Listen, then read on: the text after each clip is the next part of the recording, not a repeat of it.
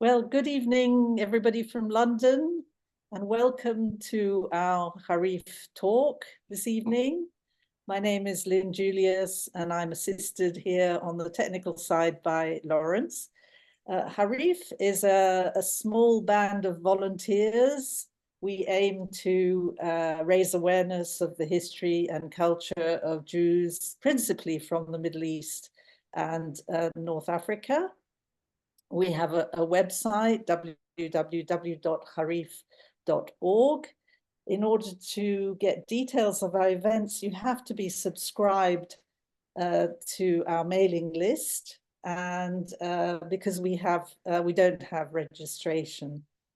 And we also have a sister website which keeps you up to date with the news. That's called Point of No Return, and you can get to it by clicking on news at the Harif website.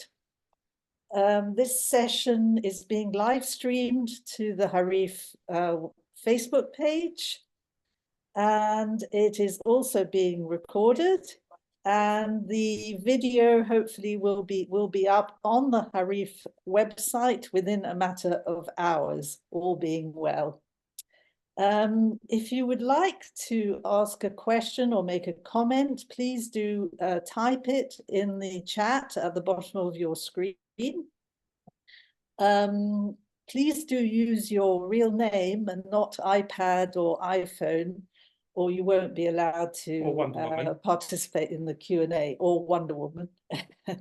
So we come to the subject of tonight's talk, which is the Jews of Bukhara, then and now. Now, you may ask, what have the Jews of Bukhara got to do with the Middle East and North Africa?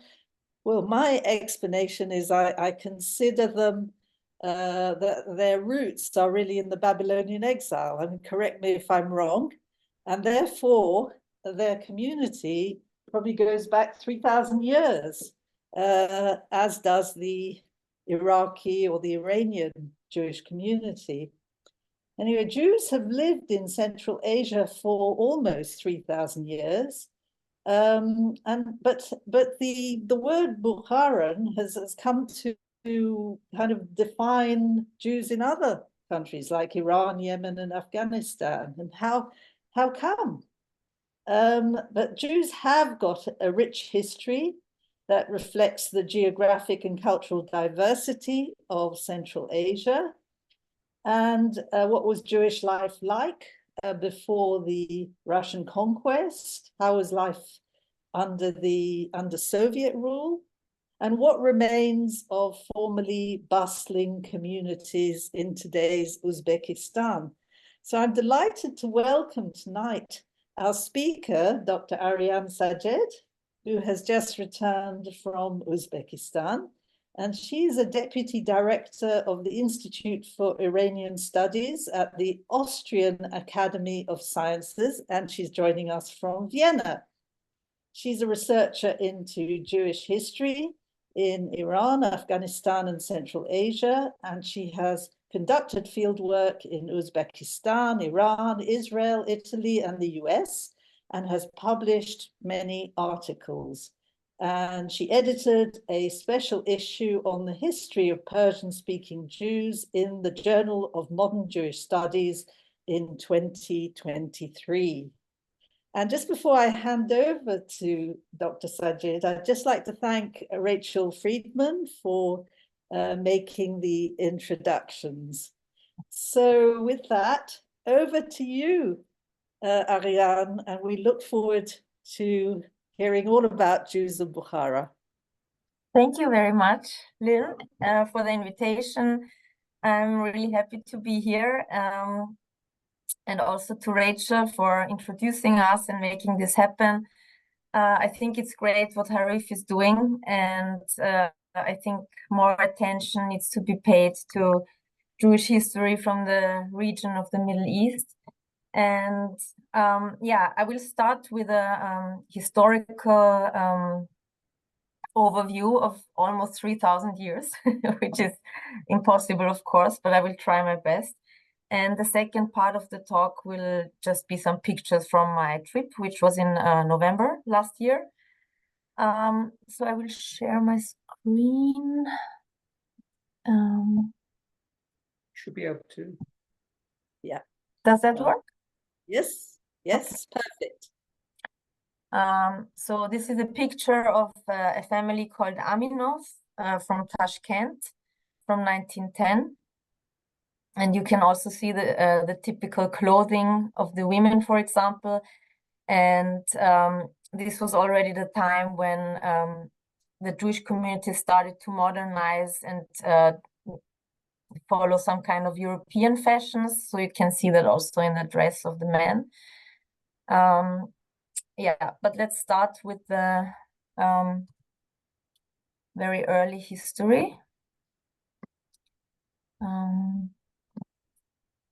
How can I? Okay.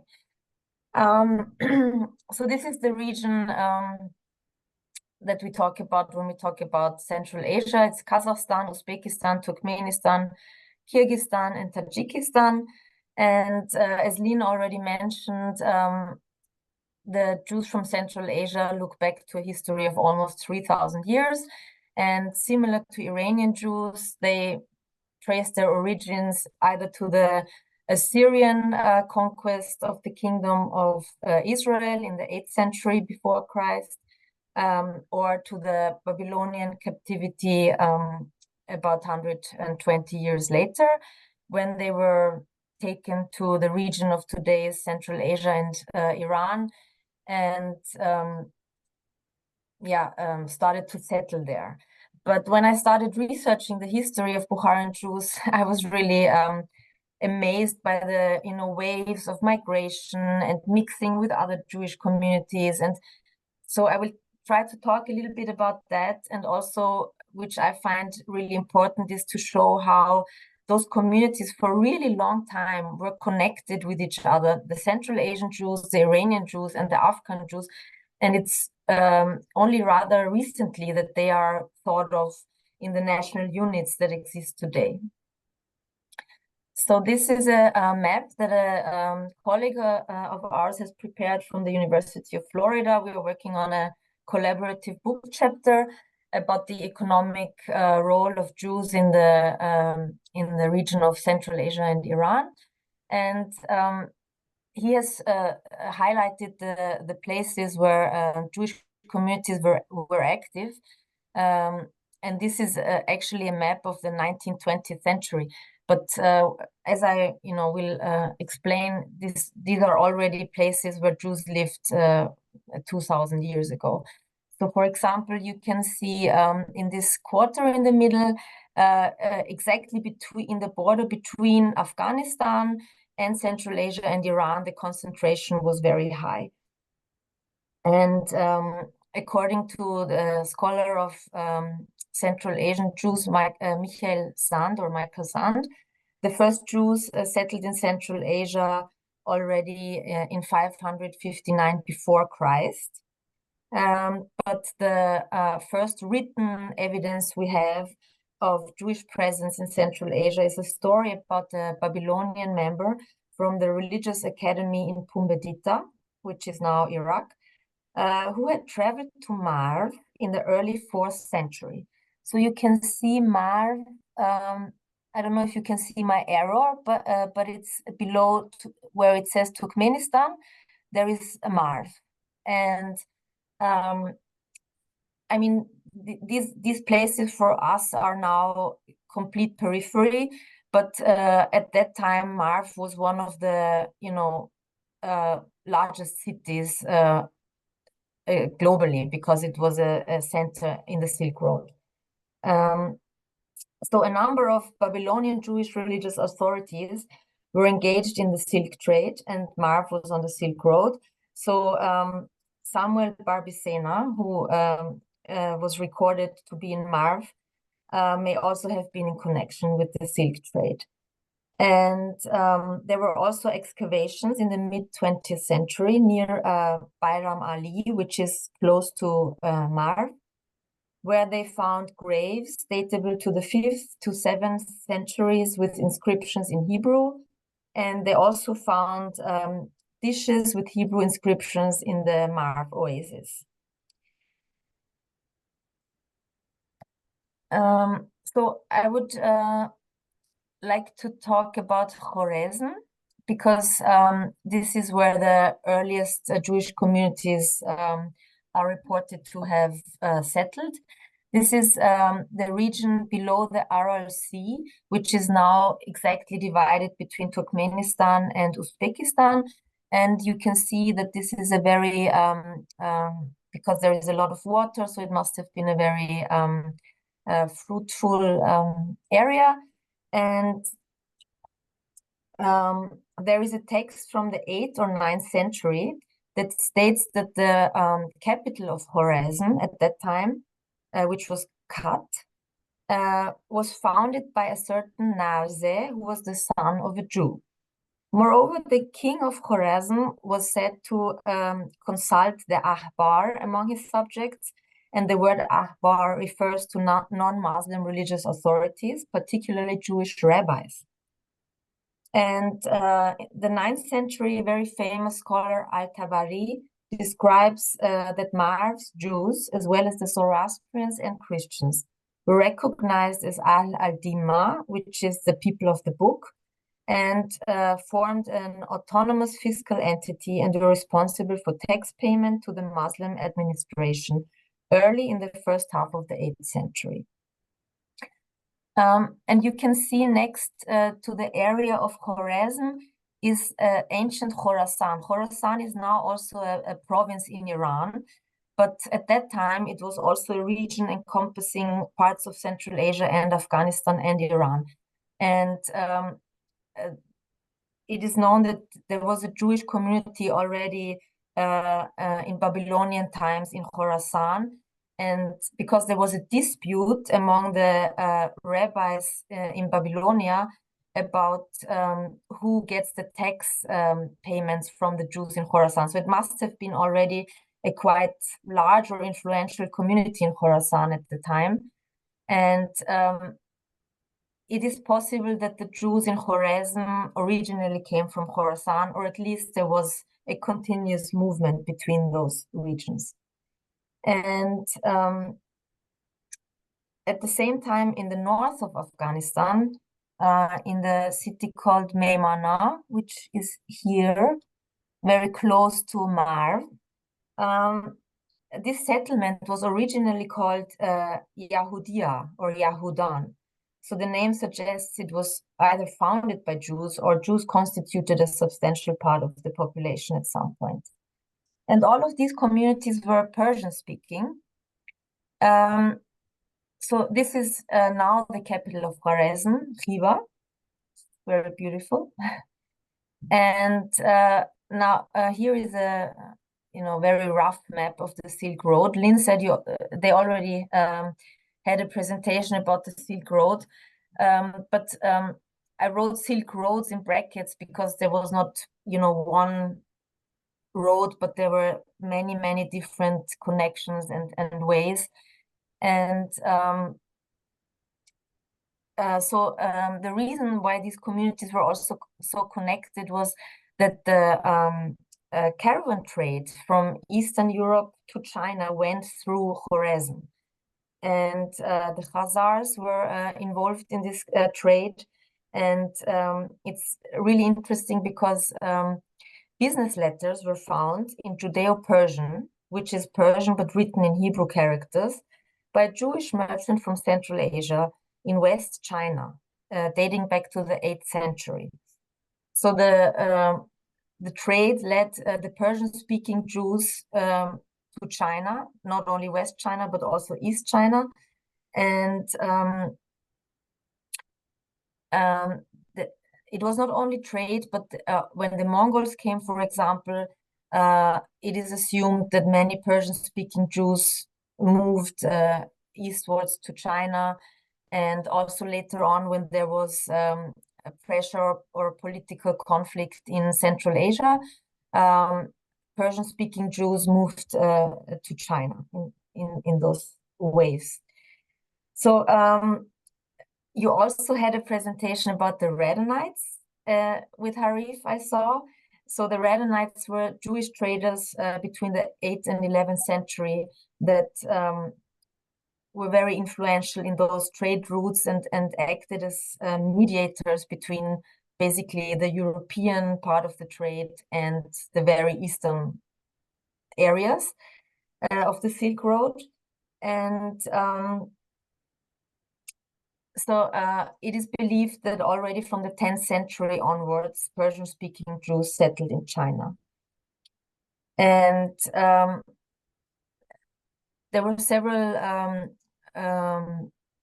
waves of persecution, especially in the 13th and 15th centuries, when the Jewish communities in Central Asia were diminished to a great extent. And for example, the cities of Samarkand and Bukhara, that are now the main associations with Bukharan Jews, only emerged after the 15th century. So what I'm trying to say is the earliest evidence is from the region of Khwarezm, but what emerged later on in Bukhara and Samarkand was not necessarily coming from Khwarezm, but it's possible that the Khwarezm Jews, dispersed or mixed with other groups, and many of them or some of them went to China, and then there was a kind of break, and only after that the communities in Samarkand and Bukhara emerged. And they, according to Bukharan self descriptions, they say, so we are actually from Iran. We are all from Iran originally, but there were already also Khazarian Jews probably in the mix, and from other places. So this is a very brief overview about the different periods Bukhara experienced. So before the 18th century, it was a khanate, and in 1785 it became an emirate.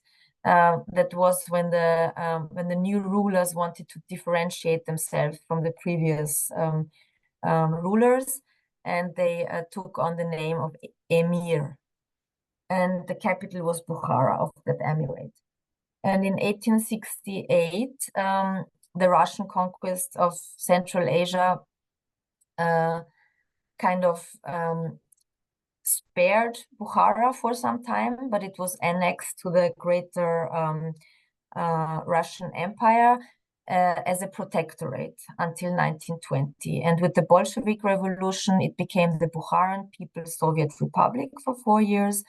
And after that, it became the Uzbek Soviet Socialist Republic. And the capital was moved from Bukhara to Samarkand and later on to Tashkent. And in 91, when Uzbekistan became independent, the capital is now Tashkent.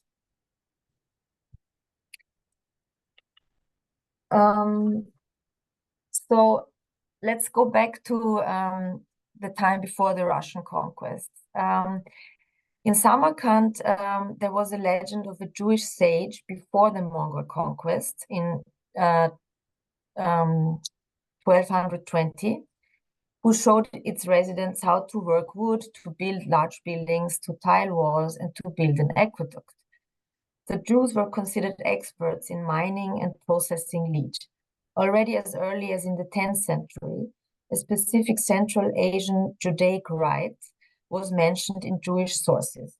So this rite was called Minhag Khorasan, which points to the fact that those Jews came from the region of Khorasan, which was the Persian Empire. I hope this is not too confusing, because we're talking about so many regions and so many periods, but you can always ask questions.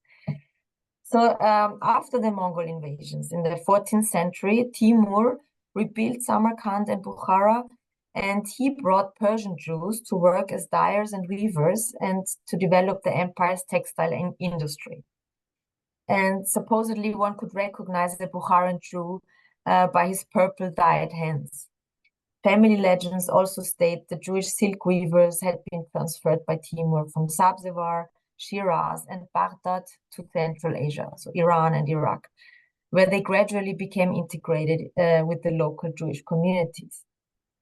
And only at the very end of the 16th century, Bukhara became the new center of Jewish life in the region. So Iran had become Shiite Shiism became the state religion in Iran when the Safavids took over, and the Central Asians were Sunnis, so there was already some tension between those two regions.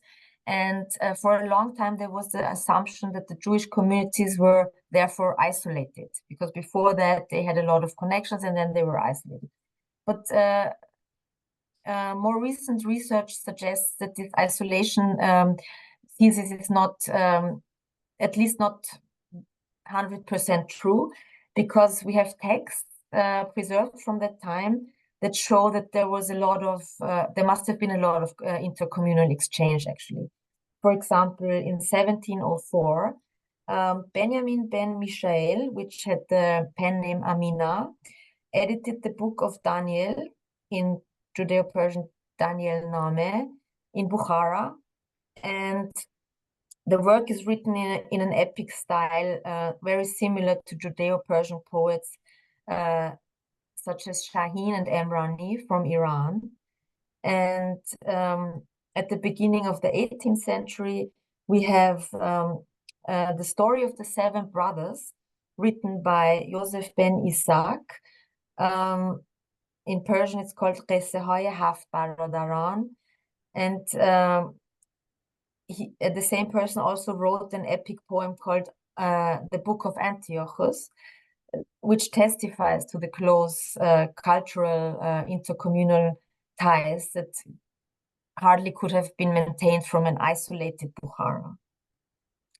So from the 16th century, Bukhara was the main center of Jewish life, absorbing many Jews from territorial disputes between the Safavids in Iran and the Shaibanids in Central Asia, and the Durrani Empire in Afghanistan.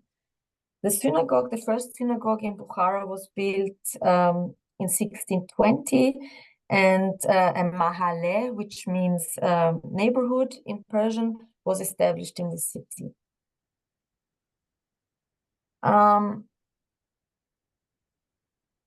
So it was only in the first half of the 19th century that European travelers visiting Central Asia called the local Jews they encountered Bukharan Jews. This name has remained until today, although Bukharan Jews are aware that they come from many different places. Most often I have heard that they say that they come originally from Iran. But this is something that was that happened mainly in the 19th century, when, as you probably know, in 1839, the Jewish community in Mashhad in northeastern Iran was forced to convert to Islam. And after that event, a lot of Jews from Mashhad moved to Central Asia. So it's possible that this narrative that Bukharan Jews are from Iran is influenced by this rather recent event. And but I've also heard that the Bukharan Jewish community encompasses people from countries as different as Yemen and Iraq, which probably due to trade moved to Central Asia and then merged with the community. I have this slide here, so I will say something about it. The Chala it means in Tajik neither this nor that. And they were a community of Jews that were also forced to convert to Islam before the Russian conquest. But the interesting thing is that they didn't become fully Muslim, but they remained Jewish. And they were also not accepted by the Jewish community anymore. So they came to a state of in-betweenness. And it's interesting that this was also reflected in the space, because there was the Jewish quarter, and right next to it was the Chala quarter. And you still hear from people in Uzbekistan who grew up in the Jewish quarter or next to it, that they had their own place in the market, and they had their own synagogue or place where they went to pray, and also that Jewish families wouldn't let their children marry Chala children.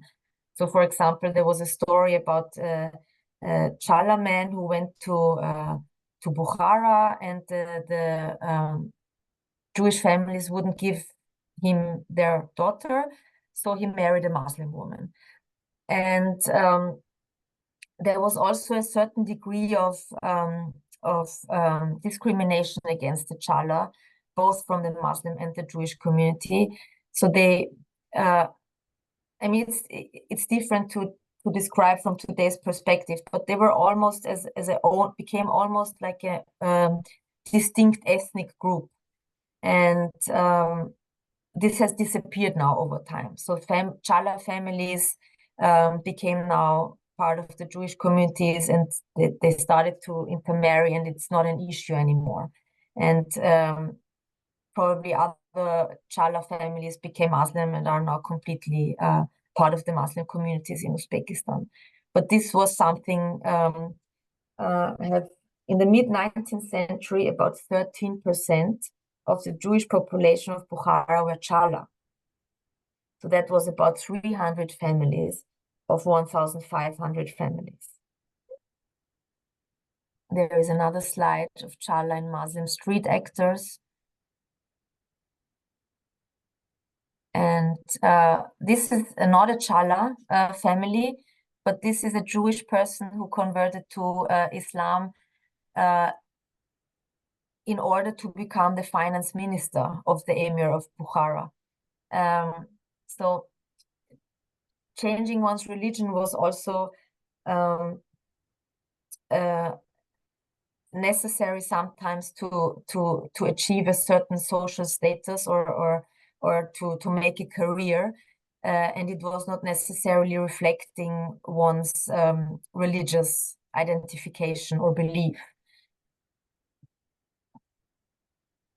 Okay, so let me briefly say something about the religious life. A very famous story or landmark in the history of Bukharan Jews is Rabbi Yosef Maman Maghrebi, who came to Bukhara in 1793. He was originally from Tetuan, Morocco, and he came to Bukhara to raise funds for the community in Safed.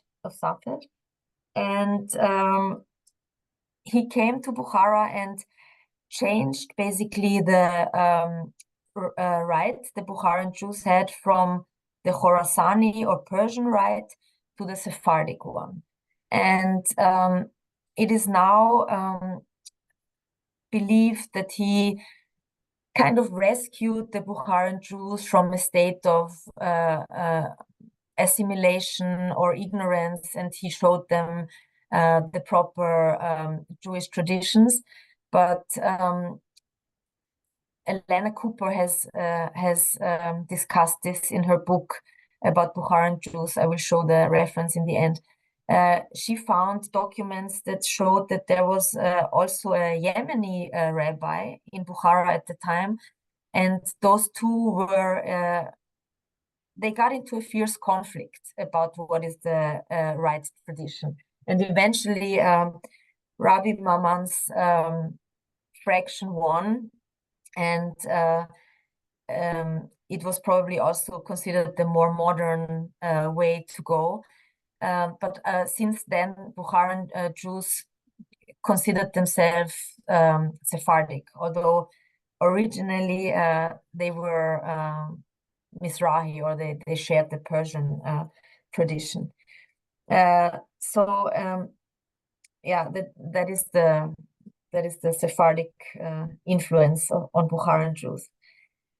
And in the beginning of the 19th century, a second Jewish quarter developed in Bukhara, and eventually also a third Jewish quarter developed, which is called Amirabad in the 1830s.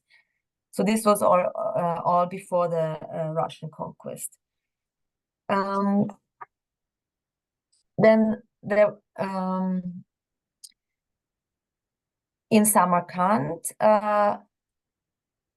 the Jewish quarter was founded in 1843, and before the Russian conquest, Jews lived also in the cities of Salah, Ketab, Kataroran, Khojand, Dushanbe, Khiva, Tashkent, and Kokand. The chief occupations were dyeing yarn and cloth, particularly cotton, with indigo, as well as weaving and dyeing silk. So in this picture, you can see a silk mill, and it's interesting because the picture says it's a silk maker with Jewish origin. So I'm not sure, maybe this family, for example, was also a Challa family, or it was Jewish and they just used the Jewish origin for some reason. Sure.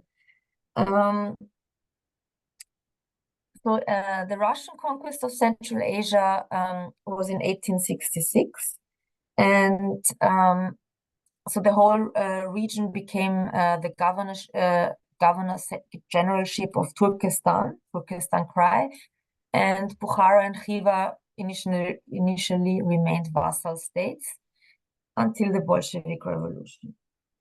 And in that period, the Jewish communities grew substantially for different reasons. Some Bukharan Jews financed the commercial activities of Muslim fellow townsmen, engaged in wholesale trade with Russia, and also entered wholesale trade with neighboring areas of the Russian Empire. The Russian authorities encouraged this by permitting Jewish traders to become members of the merchant guilds in Russian provinces, but Jewish settlements were forbidden, and they were able to participate in the fairs in Orenburg and Nizhny Novgorod.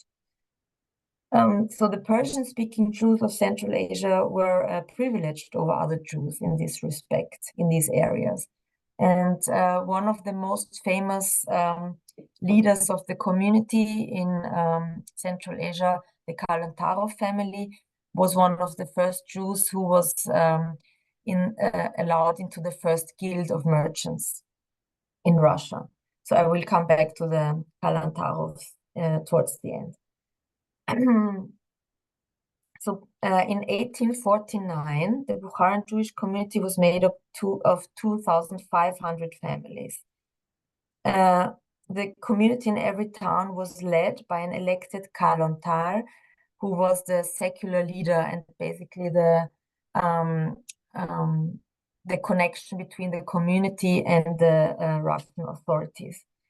And he was also responsible for collecting tax.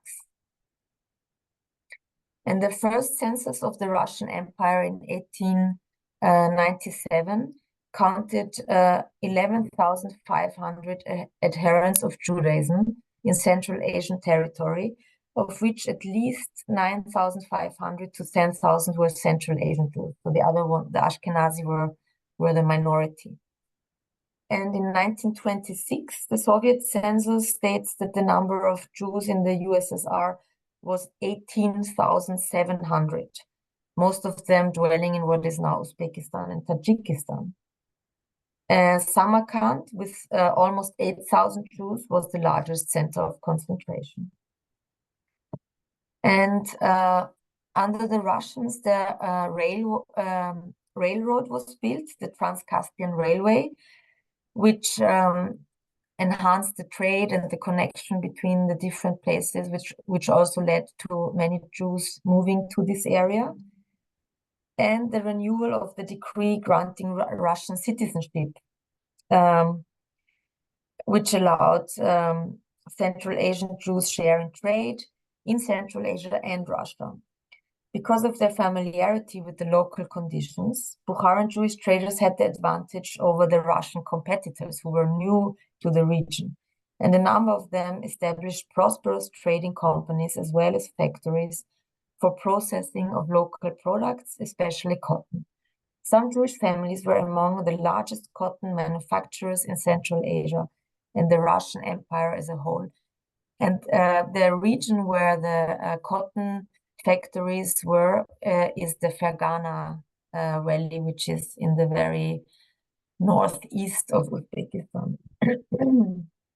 However, the lower strata of the Jewish population were becoming poorer because they depended on dyeing a craft that was threatened by the influx of Russian textiles produced in factories.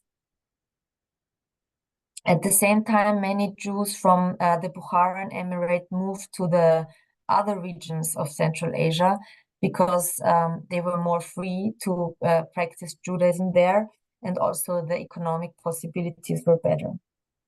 Most poor Jews became small peddlers, shoe repairmen, and hairdressers by the end of the 19th century. Excuse me. So this rapid growth of the Jewish population also led to the imposition of discriminatory measures against Jews in Central Asian territories under direct Russian rule. In 1887 to 89, Central Asian Jews living in the Turkestan Krai were divided into two categories. One were the indigenous Jews, those who had lived there before the conquest, the Russian conquest. And on the other hand, there were foreign Jews who, and only the indigenous Jews enjoyed rights equal to those of locals, and the others were defined as resident aliens with no legal status. They were only allowed to settle in special towns or areas. However, by 1906, it became obvious that it was difficult to enforce this regulation, primarily because many high-ranking administrators favored Jewish industry and trade and opposed it, and others were often bribed to turn a blind eye on the foreign Jews and the presence of aliens. So the implementation of the regulation was postponed, and after a long legal struggle, Kokand, Magellan, and Samarkand, where most of the alien Jews were already living, were added to the list of towns where they were permitted.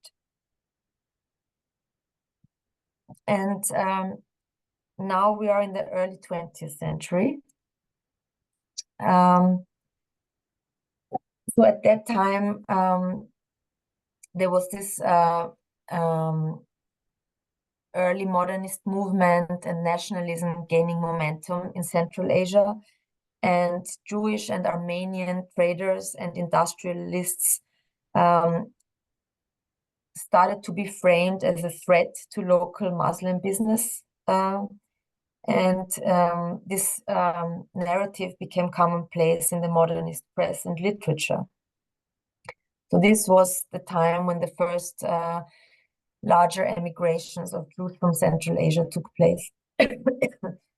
But the first Central Asian Jews that moved to Jerusalem was already in 1868.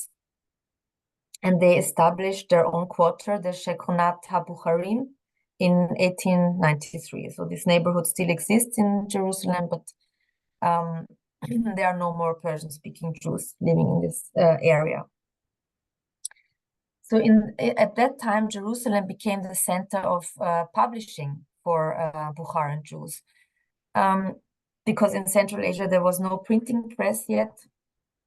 And there was Shimon Hacham, who was from Bukhara and who was a descendant of Rabbi Maimon, whom I mentioned earlier. He moved to Jerusalem and started the printing press there in the Bukharan quarter. And in the late 19th and early 20th century, about 120 books in Judeo-Persian were published in Jerusalem. This, for example, is a Judeo-Persian translation of Love of Zion, which was published in 1908.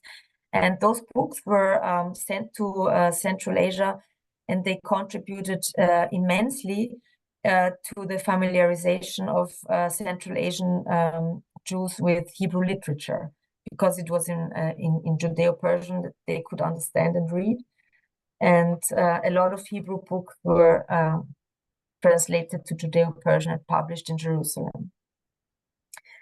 In 1910, there was also a newspaper published. It's called Rahamim, And it was also in Judeo-Persian, published in Fergana for 4 years.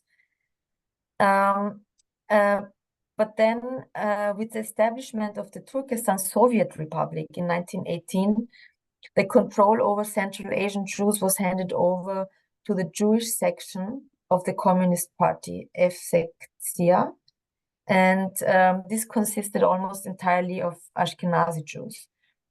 The consolidation of the Soviet regime put an end, basically, to the class of Central Asian Jewish businessmen and industrialists.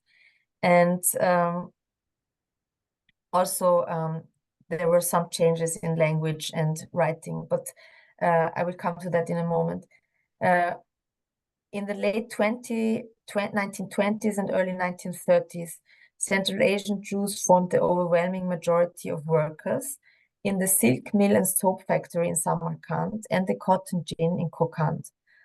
And in 1928, there were 28 Jewish kolkhozes in Uzbekistan, with about 418 families involved. So between 1926 and 1970, the Jewish population of the Uzbek SSR nearly tripled. But after 1970, it declined because the restriction on emigration was lifted. And in 1989, almost 90% of the remaining Jewish population emigrated. But let's get back to the 1930s. So in the mid-1930s, there was this campaign against religion, and most of the synagogues were closed. And Stalin propagated the idea that being Jewish is not a nationality anymore, but everybody was supposed to become a Soviet citizen. And this was also a time when a lot of Central Asian Jews emigrated abroad, and also because of the economic disaster that was caused in that time. And they crossed illegally to Iran and Afghanistan, and from there went to Palestine, to Peshawar and Bombay. So in the early 1930s, the Soviet authorities invested a lot in education and cultural institutions and media. And from between 1929 and 32, they introduced the Latinized alphabet. So that gradually replaced the Hebrew alphabet. While they still used the Judeo-Persian, or to be specific, Judeo-Tajik, which was the local variant of Judeo-Persian, was printed in Latin alphabet. And the majority of publications at that time were textbooks and political brochures translated from Russian. And from 1940, the script was changed to Cyrillic. Okay, I'm coming towards the end of this historical part, and then I will just show pictures from my trip. So what also shaped the Bukharan Jewish experience in the 1920s and 30s was that there was actually a lot of cultural activity. There was a state theater with performances in Judeo-Tajik, and the Jewish Museum was established in Samarkand. But in the 1930s, towards the end of the 1930s, all cultural activities that were in Judeo-Tajik or that were specifically Jewish were phased out. So the publication of magazines was discontinued, and the theater and museum were closed. Clubs were also closed, and in the 1940s, instruction and publication of books in Judeo-Tajik was forbidden, as was the use of the Hebrew alphabet. So by the end of the 1930s, as a rule, only one synagogue was allowed to operate in each large town. Congregational prayers and study of religious texts were conducted in private houses, leading to the development of an unofficial parallel Judaism. And between 1925 and 59, there was a low increase in the Jewish population due to the emigration beginning in the late 1920s and early 30s, and a low birth rate caused by the Great Terror and the Second World War.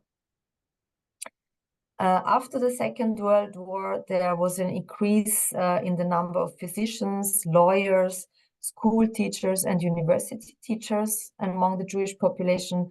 There were also a lot of engineers, so many of them were very highly educated. But then in the 1970s, there was the possibility to leave for the first time after many decades. So this was the second wave of emigration. And between 1989 and 2002, over 90% of Uzbekistan's Jewish community left and moved to other countries, mainly Israel, the United States, Germany, and Austria. So in 1989, there were about 95,000 Jews in Uzbekistan, and today there are only 2,500 Jews left in Uzbekistan, and they live mainly in the cities Bukhara, Samarkand, and Tashkent. And most of them are Central Asian, but there are also some Ashkenazi Jews there. Is it okay if I go on with some pictures? Oh, it's already late. So this will be, I will be quick, okay? Perfect. So this is in Bukhara. This is one of the two synagogues in the Jewish neighborhood. This is the way the houses were built. So this is all the mud, traditional way of building houses, which I find really nice. But a lot of it is being demolished now, and they're building a lot of hotels in that area. So every second building is a hotel, and you can see those typical traditional wooden doors. And there you can already see the construction works going on. This man on the left was living in that house, actually. That was he was showing us around and telling us that yeah. And this was the marketplace in the Jewish quarter. So this was the bustling place where all the Jews came and sold their goods. This is now already a modernized building, so this is not the traditional one, but at least it's still a functioning bazaar. You will see the one in Samarkand shortly. So this is a typical Central Asian traditional way of marking a saint's grave. So you have this hand, and then you have a horse hair adjusted to it. This is also in the Jewish quarter. And then you have really nice wooden works. And this six-pointed star is all over the place, in the mosques, everywhere. So this is a very common sign that we found in the Jewish quarter, but also outside of it. This is the Jewish cemetery in Bukhara. The cemeteries are kept really well because the communities living outside of Central Asia really take care of them too, and they put a lot of money in it, and they are renovated and nice. And this is the typical style of Central Asian graves, Pinchaso family, and these are the more recent graves, and behind that you can see the older graves that before the Russian or the Soviet times were only in Hebrew, and you can see really later on the shift to the a Cyrillic alphabet based on the political changes. These are the old graves as well.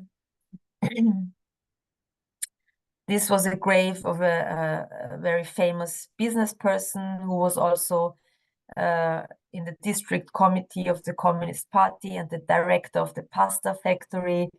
And the street was named after him. These are more of the older graves. This is the grave of the prophet Daniel. You probably know that there are several places that claim that they are the grave of the prophet Daniel. This is a pistachio tree, and people used to bind cloth on the branches and make a wish, which I know from Tibet and farther east countries. And they also put money inside. And there was actually a pregnant lady there when we were there, and putting money inside and praying. And this is a very old sacred place, actually, because there is a source of water originating from there. And the city of Samarkand was actually founded there. And this is the 18-meter-long grave of Daniel. And this history is also incorporated in the founding myth of Samarkand. This is the beautiful Jewish cemetery in Samarkand.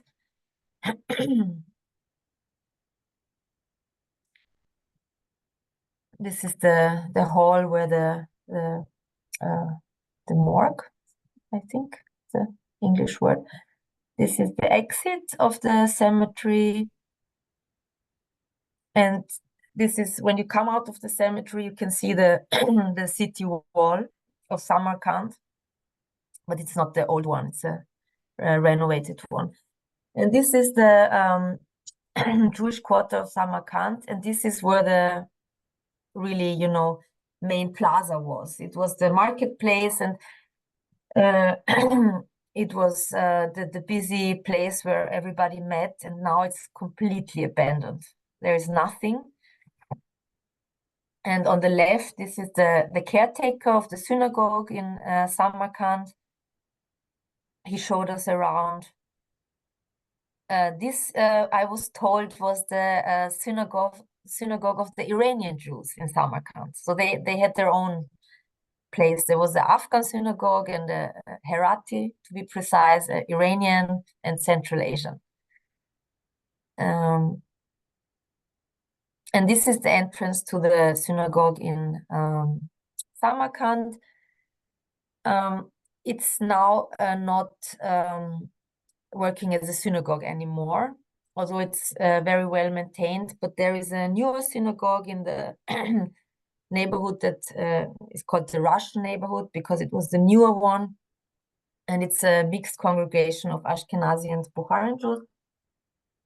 And in this one, only once a week, a group of elderly men and women meet and they sing songs together and so on, but there are no services anymore, as far as I know. This is the entrance to the synagogue inside, and there is a picture of Raphael Kalontarov. The Kalontarov family, I mentioned before, was very influential and one of the first big business families in Samarkand. And they founded the synagogue, and I will also show you a picture of their house, which is now the Jewish Museum in Samarkand. So in every synagogue, there is this tree of ancestors and influential rabbis. This is inside the synagogue in Samarkand.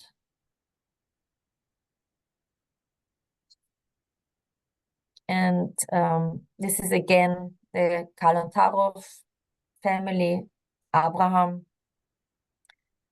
And on the right, this is the courtyard of the synagogue. And opposite the synagogue is the Jewish bath, which was founded in the 19th century by Jews Hammam Davudi, and it's heated by those, I don't know how to say that in English, but it's still in use. So the lady showed us inside, and those things, the stones are hot, and you can sit or lie on the stones. It's already a bit broken, but it's huge. And this is the inside of the house of the Kalantarov family, which is now the Jewish Museum. And you can see the Art Deco style, which was really not only a testimony of the wealth of the family, but also that they oriented themselves on the Russian or European style as the, modern influence. And this is another Jewish bath that was opposite the Kalantarov house, which is also still in use. And now I'm done. So thank you for your patience. Well, thank you. Thank you very much, Ariane. Yeah. That was wonderful. I feel like I've just been to Samarkand and some wonderful buildings, and the synagogue was absolutely gorgeous inside. So before we go to questions, people are requested please to type their questions in the chat. I think there are already quite a few. I just wanted to know a bit more about the Chalas. What actually caused them to have to convert to Islam? Well, I think there was a pure force wanting to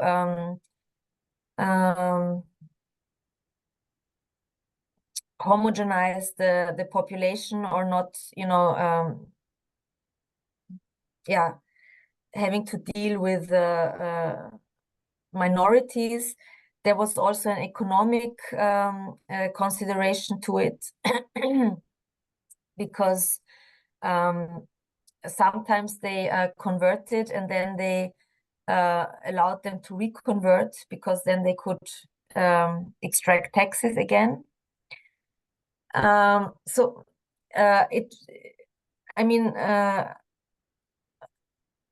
was probably a group of reasons to it, but there are also stories of resistance to conversion, and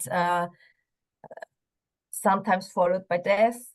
And then there is this, interesting oscillation between converting, but at the same time maintaining a Jewish identity, and yeah. Mm-hmm. And that sort of halfway house that, they're kind of neither Muslim nor Jewish. Yeah. And not accepted by the Jews as full Jews. Absolutely, yeah. I mean, I met a few families that said, well, my ancestors were Chala, and there was a lot of discrimination against them. So that was really an issue. Yes. It's interesting that they were kind of accepted back into the community at the end, sort of. Yeah. I mean, I think that there were some that just merged into the Muslim community, but those who came to Austria, for example, in the 1970s and 80s, they eventually came to be accepted as Jews, because the old distinctions didn't make sense anymore. Right. Okay, very interesting. So we have a question here from Professor Karen. How long were Jews in Shahrizad? Mm-hmm. Yeah. And how old is the cemetery? Okay. Would they be Sephardim only by prayer? I have to look that up. I cannot answer all of those questions. I think it's very likely that Sephardic merchants migrated there, because this was also still part of the travel ways of the traders. And I was in the cemetery of Shahresabz, and it's new and super, I mean, well maintained. But I don't know how old it is. I mean, I think the really old graves, they are not preserved anymore. So I saw some pictures of the renovations, and many of the old graves are just marked by stone now, because you cannot see where they were, and the names and so on. I will look up when the community in Shahresabz was established, and you left your email. Thank you. Yes, sure. I just when we were there, we were told that the original or a traditional Jewish quarter was completely destroyed, and there is now a park.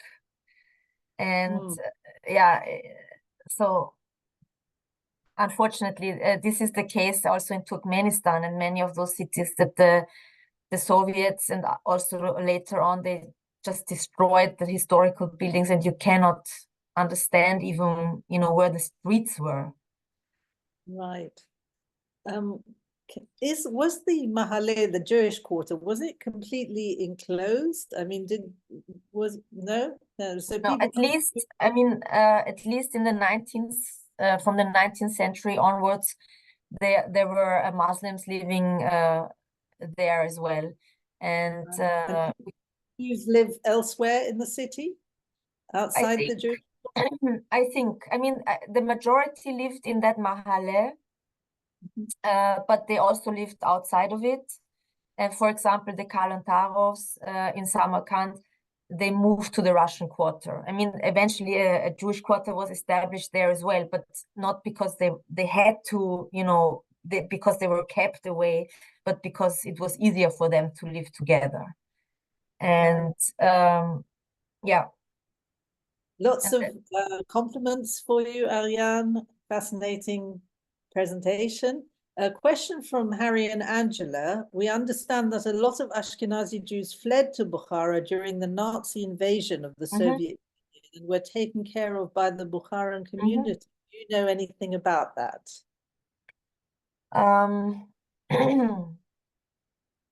Not much more than that, I'm afraid, but I know that there are some publications on this, and I can send you, Lynn, the references. Sure. I mean, I know that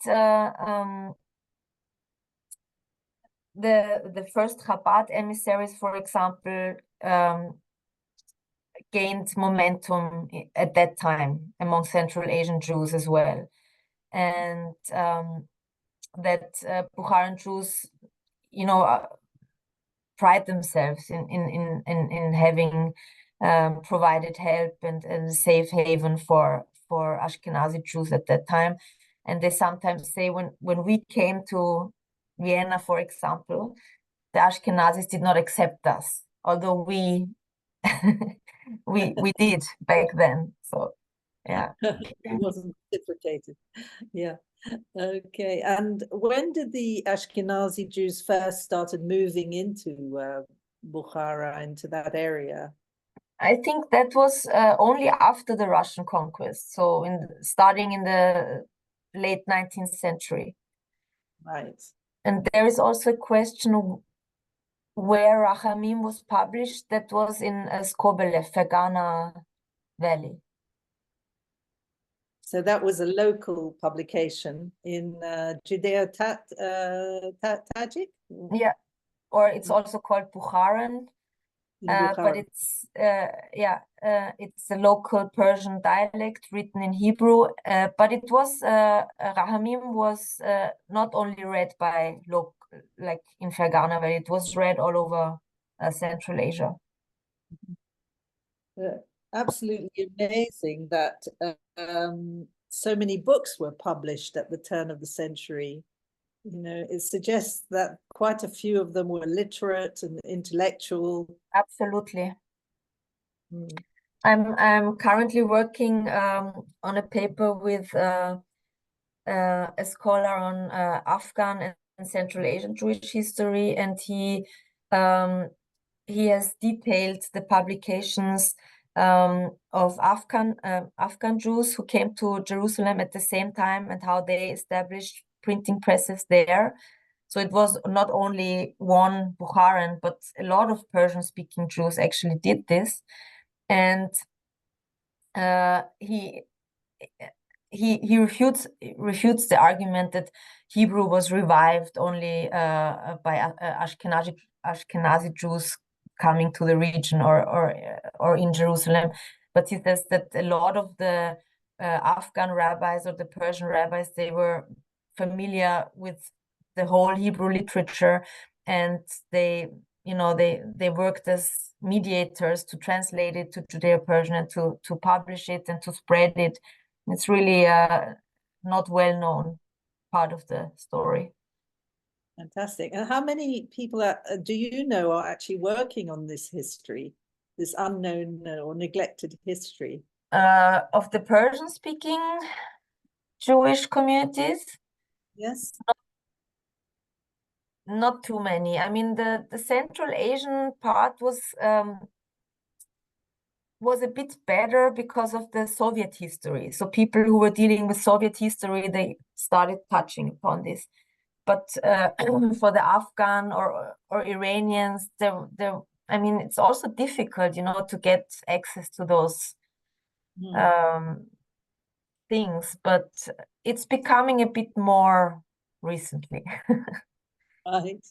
But even, I mean, reading Judeo-Persian, for example, it's not, I mean, if you know Hebrew, you don't automatically understand it. And if you know Persian, it's also not easy. So there are very few people who can deal with those texts. Oh, yes, absolutely. Okay, just one question from Philip Spain. Did Jews have the tradition of making Susanis? Mm-hmm. Yeah, what are Susanis? Sorry. Susan means needle. So it's a very typical kind of cloth that Central Asian traditional dress is made of. And absolutely, Jews were also involved in producing those and also wearing them. There's a shop in the old town of Bukhara that is actually selling the traditional dresses of Bukharan Jews made of Susani. Right. Is that distinctive pattern as well? Exactly. Right. Yeah. Absolutely fascinating. We've got a couple of people with experience there, right? Dory wants to speak, and I think Adrienne wants to speak. So, Dory? Thanks. Well, I've got a million questions. The first one, just to supplement, I'll try to keep them all very short, the answers maybe longer, is, yes, I'm Dory, I live in London. Why did the Ashkenazim go to Uzbekistan? You mentioned when they did, but why did they go? It's a long way, and psychologically as well as in miles. Well, I don't know so much about the Ashkenazi part of the history, but I assume that it was part of the, conquering the new region and trying to modernize it and to establish trade relations. So, yeah. Okay, then the other thing was, why, I don't know, on what basis were the Challahs considered to be not Jewish? I mean, was it halakha? And did Israel recognize them as Jewish without even a nominal conversion process? Well, I think that goes back to a time when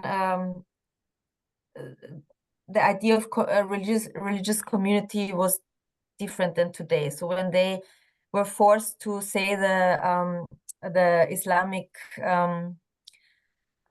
profession of belief, they were just officially considered Muslims, and they were not allowed in public, for example, to behave as Jews. And over time, they some of them gave up Judaism and just became Muslims, and the others still kept at home, for example, the Shabbat, and they lighted the candles, but only at home. And those, or some of those, when they left Bukhara or when the Russians came, tried to become part of the Jewish community again. And when they moved to Israel, I mean, when they still had ketubot and stuff like that, it was not, I think, an issue.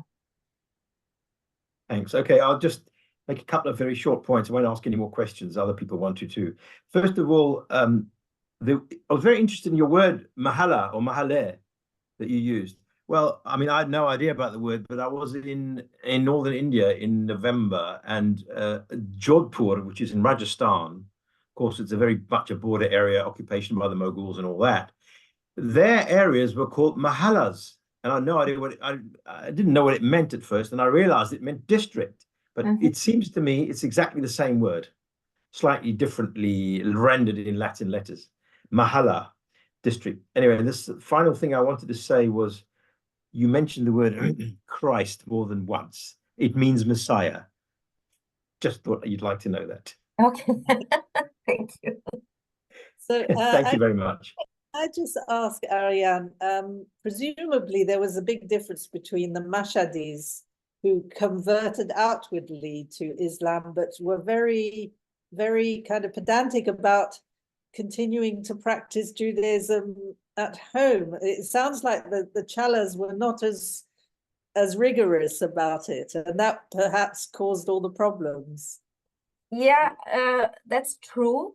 But I wonder, I mean, I have no hard evidence for that, and I'm in the process of doing more research into this.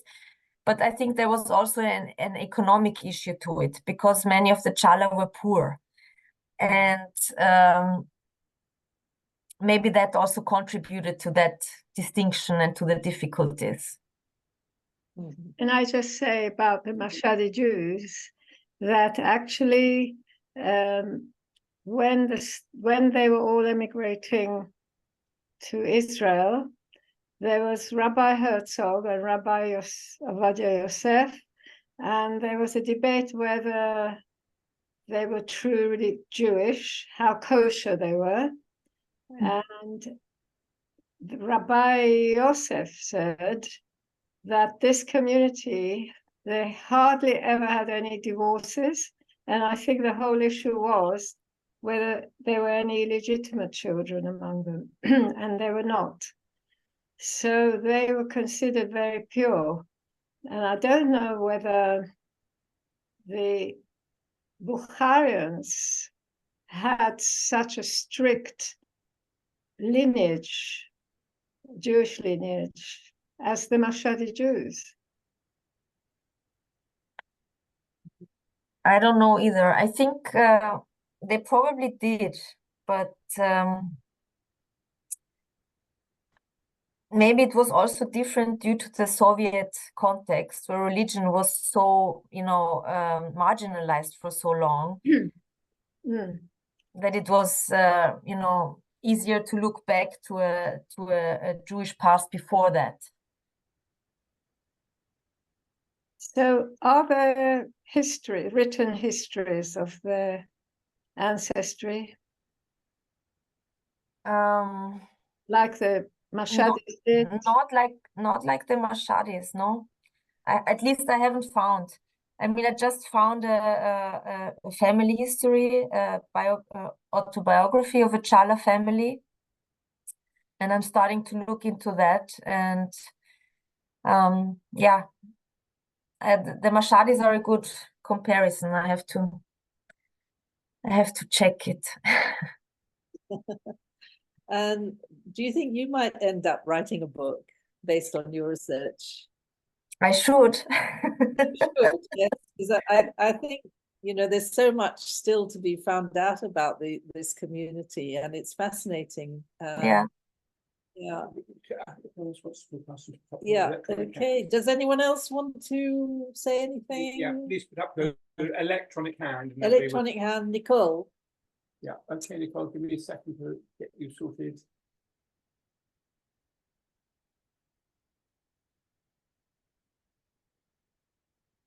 Hi. Yeah, I wanted to get my questions from the 9th century until the Soviet time, were they in fact dhimmis, like you talked about the taxes and stuff. So it was not a dhimmi situation. It was not. They were not, even though there were Muslims around. Yes, but they were not. The dhimmi situation ended when the Russians came in the 1860s, but in Bukhara it was a bit longer because the Amir, remained in power there. Right. So there was a dhimmi situation then. The Jews were dhimmis. Yeah, originally. Yeah. Right. That's what I mean. I'm like from whatever. I started 9th century, so. Just to pivot 2 centuries after Muhammad. It sounds like they had quite a hard time of it at certain times. I think it was quite strictly applied, and the fact that there were forced conversions, that's not so common amongst in the Sunni world. I think, I don't know, correct me if I'm wrong, but it sounds like they were quite oppressed at times. Yeah. Definitely. And do we have any signs of that, like anywhere in the literature, in writing, or in anything? I mean, except for the taxes, like the taxes. I guess with the taxes, we could try to find out if they had to pay more taxes than. There is some. They did. There is some research on that. I'm not exactly sure if they had to pay more. But there is research on that, and besides the taxes, I mean, when you look at the more modern literature, it's usually just mentioning always the same events, that somebody was forced to convert and threatened to be thrown from the minaret, and in the end he survived, and it was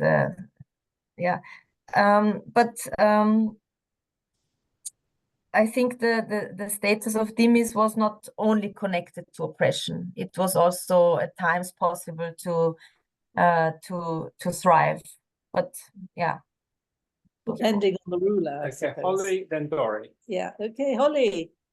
Hi, Lynn and Lawrence. Thank you again. Ariana, thank you again. Sandy Zioli, if you're still listening, thank you for reminding me. On my refrigerator wall, on one of those magnetic plexiglass flat frames, I have a flyer from 2007 when I was visiting New York City that I took. The great rabbi is coming to 3 places, one of which is the Bukharan Jewish Community Center in Forest Hills, New York. I did not attend. It was Labor Day weekend, but I want to share this with you if you're able to see it. Yes. Cool. And I took the poster the flyer because it is a very colorful flyer. I, at the time, did not know about the Bukharian Jews because I'm from an Ashkenazic background. And so I did not attend, and also it was Labor Day weekend. You know, we in the States, we're trying to grab that last moment of summer while we can. But I wanted to share this with you. I took this out of my plexiglass magnetic frame on the refrigerator, and it will be going back. But I did want to share this with you in honor of this talk. Okay, that's wonderful. Thank you very much for that, Holly. And have you found Bukhara on your globe? That's I will, and I will be looking for Spanish. I can't pronounce it. Yes. I'm sure it must be on my globe. Yeah, I hope so. Okay. I hope so. I think one last. No, two more. We've got two more questions then. Dory, you're next. Keep it short. Thank you. Ariane asked me about my meeting with the last Jew of Pakistan. So I'm happy to say it now. I don't have a phone number, so I can just say it quickly now. And by the way, it's getting dark and I'm sitting by a window and I haven't turned the light on in the room. So I used to visit Pakistan quite a lot in the second half of the 80s. And one day in my hotel in the evening, I was wondering about the lobby when I noticed a very large carpet exhibition going on. It was, 5-star hotel. So I walked around, they saw my pale face, somebody in a stall. There were carpet weavers from the north of the country selling, exhibiting mostly to traders and that in the south of the country, in Karachi and so on. So I sat in, one of these guys invited me to have some tea. So I sat there and had tea, and I noticed a couple of young guys came past the stall, stopped at the stall, and then they were left and they talked to each other in French. So I rushed out, followed them, and they turned out to be two Jews from France, but from Tunisia.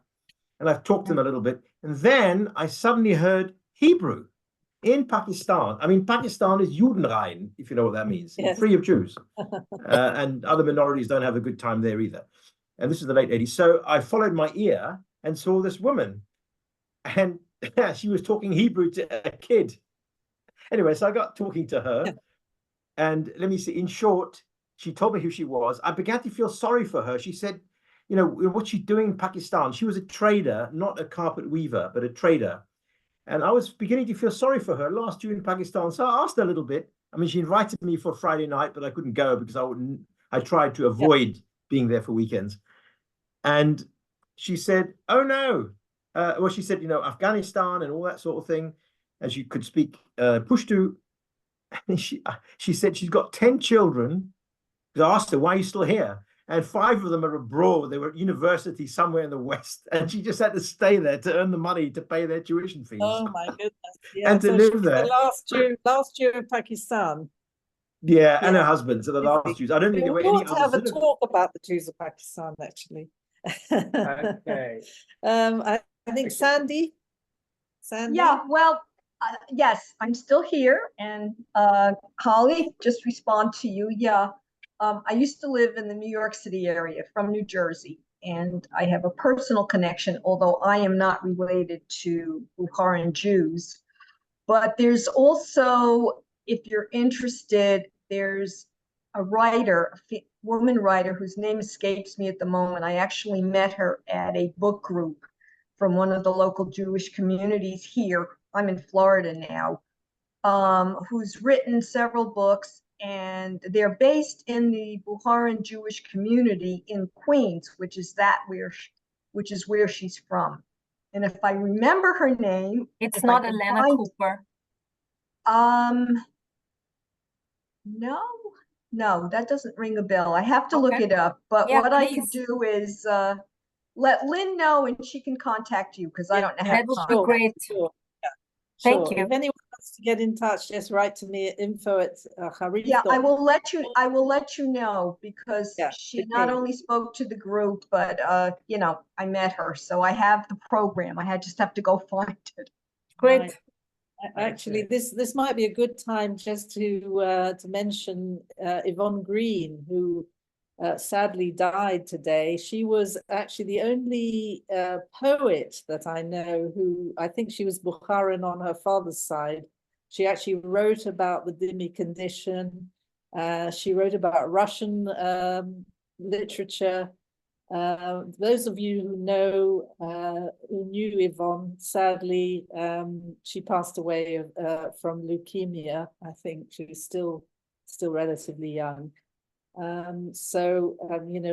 It would be nice to dedicate this talk actually to her memory. If there are any more, are there any more? No. Do you want to go through the program? Yeah. So no. So I think we will now bring this talk to an end. I just want to thank you so much, Ariane. I think thank you. For a wonderful talk, much appreciated by everyone. I think it is still safe for people to go and visit, isn't it? If people want to go to Uzbekistan, you can visit the synagogues and wander around the old Mahalle. So our next talk is actually in 3 weeks' time because of Passover. It's we go from Central Asia to North Africa, and the talk is about wartime North Africa, and that we have a professor from California, a specialist, talking to us about that. This is Wartime North Africa, coming up on the 7th of May. look forward to seeing you all then. And then we have a talk about Morocco, or rather a Moroccan journey Go back a bit, hold on. from Morocco to Israel. And we also have a program for June. So full details on the Harif website, www.harif.org. Look forward to seeing you all then. And just remains for me to wish you a happy Pesach, Chag Sameach, and Tiskun Lishanim Rabot, as we say, and to thank our speaker, Ariane, once again, and wish her luck with her research. Thank you. And thank you again to Rachel. Thank you all for joining us, and see you again soon. And what we do is